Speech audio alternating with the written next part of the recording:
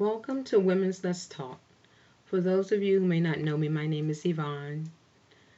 I'd like to take the time and welcome any new viewers to the Women's Let's Talk and encourage you to watch any previous video recordings that have been done on the subject self-care, when is it your turn?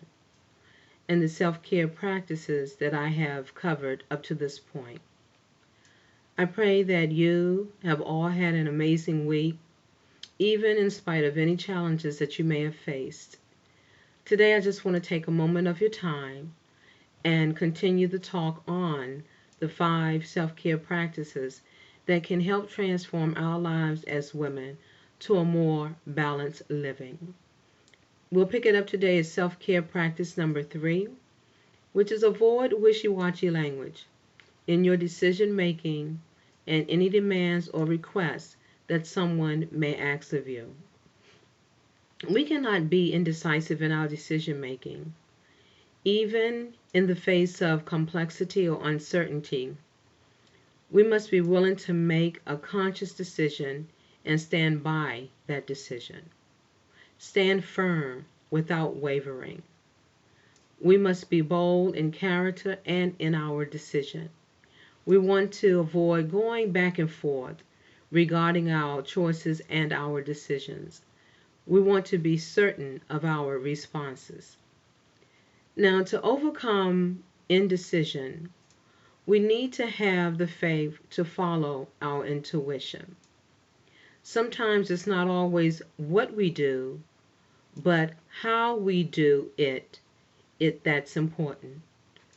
If a request or demand is made by another and it does not sit well with you, then go with what you're feeling instead of reasoning it out, which we oftentimes do. We must be generate self-confidence. We all face choices where our instinct is to go one way, but we worry about what other people may think of our decision that we're making.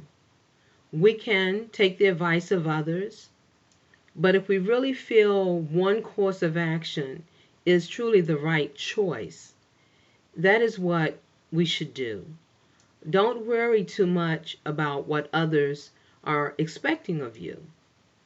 Now, sometimes talking with a trusted friend about the matter can help bring a bit of clarity and can even give a better perspective. Once this is done, it may be easier for you to choose or make your decision, but we're never to ask our friends to choose for us. If you're having serious difficulty in making your decisions, consider your motives.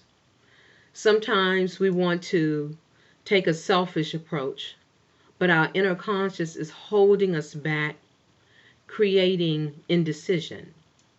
We never want to ever regret not having been kind to another.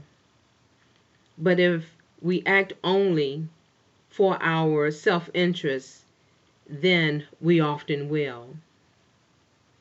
How we make use of our choices and having the right attitude behind our choices is very important.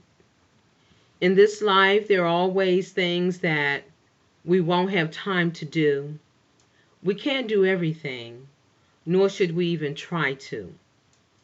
What is important is that we have a clear idea of our priorities. We cannot delegate ourselves to lesser important things and expect to have time for the more important things in life, such as family and friends, relationships, our inner selves, and our own personal care. There's a quote by Eleanor Roosevelt that I'd like to share with you, and it reads, "In the long run, we shape our lives, and we shape ourselves. The process never ends until we die. And the choices we make are ultimately our own responsibility. And that quote again is of Eleanor Roosevelt. So, ladies, I pray that this information has been a blessing to you and will be helpful in some way as we continue to work towards our self care and just applying practices. There are just a few that I'm sharing. I have two more that I will come and share with you, but I'm sure if you were to even give it some thought, that you will find that there are more practices that are quite practical that you can apply to your own life that would truly help make for a healthier and better living. So that concludes the session or the talk for today. Again, I like to encourage you, please. I do want to hear from you. I like to get your feedback, your comments. Please feel free to post them directly in the comments, conclusion of the video. You can message me directly. I want to hear from you. And until next time, here's to a cup of joy for you.